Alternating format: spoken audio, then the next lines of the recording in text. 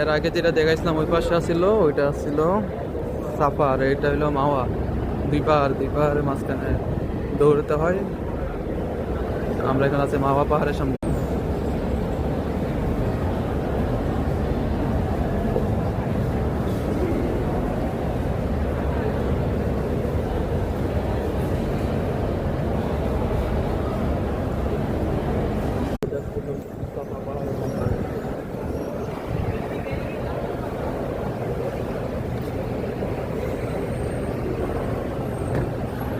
এখানে গোল যে দেখছেন মেমাদারটা, হ্যাঁ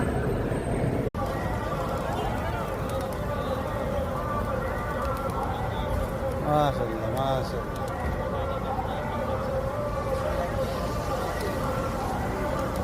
চলেন চলেন চলেন।